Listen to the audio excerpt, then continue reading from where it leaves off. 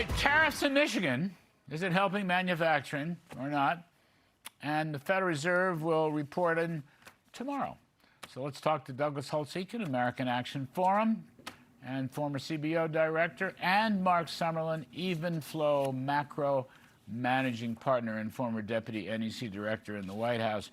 I think I know you guys aren't going to like this at all, but I just thought I'd toss it out there. The Wall Street Journal, tariffs, more tariffs, and more tariffs.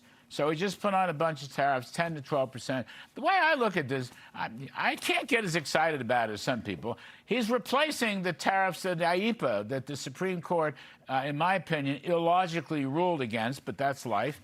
And basically, the average tariff is still going to be around 12%, maybe a tiny bit more than that. I'm not sure anything's really changed here, and it's part of his reciprocity, which I think has had some successes, Marc Sumerlin. Feel free to disagree. As I remember the last time we were on, you guys thought I was wrong on everything or something like that. Never on everything, occasionally on some things.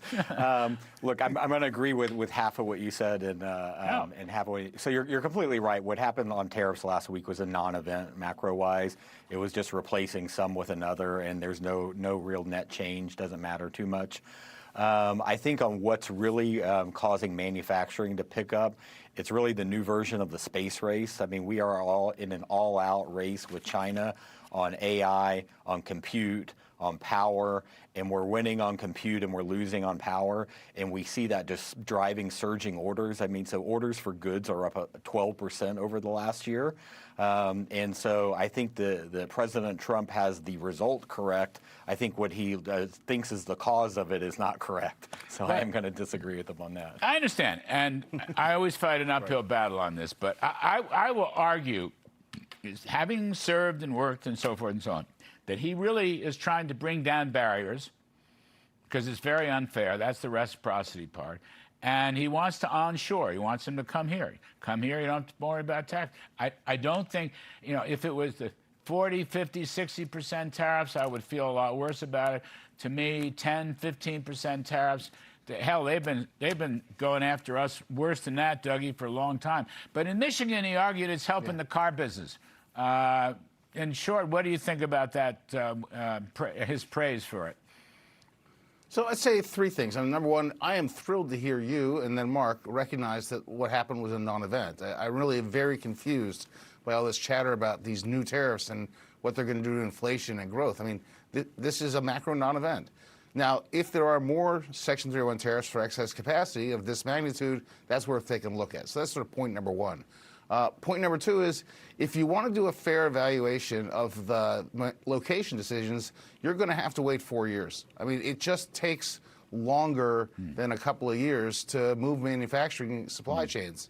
And particularly things like pharmaceuticals, where they want to do this, that's a long process. So we just don't know. And on the auto, I'm not a fan of the auto tariffs because we really had a seamless North American efficient economy, and the tariffs have disrupted them, particularly in auto. And on net, we've lost employment. So I'm not a fan of those. I don't think they're working out the way he hoped. He's really a free trader, fellas. He is a free trader. In his ideal world, I know. Saying it doesn't make it so, Larry. Take a deep breath. In a perfect world, he wants them, our adversaries and competitors, to bring down their tariff and their non-tariff barriers. That's all. He's really a free trader. Because we're running short today and different thing, Marc Sumerlin, you still want the Fed to raise their target rate tomorrow? I think they should. I don't think they're going to.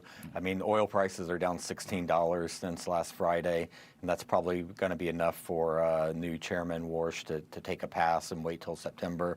I think ultimately he's going to have to make a choice on whether he cares about the short end of the interest rate curve or the long end.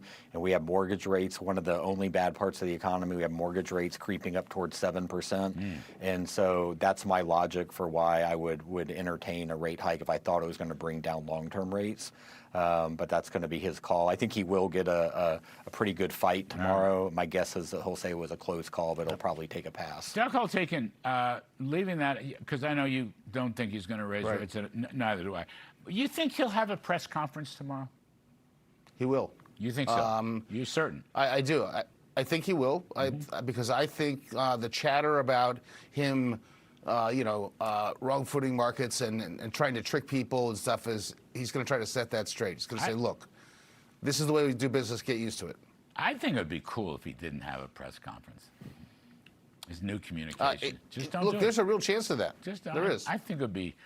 That would show some swag. You know what I mean? I'd love that word swag. He'd be better than the Senate Republicans. They don't have any swag. I got to get out. I'm sorry, we're running late on the show.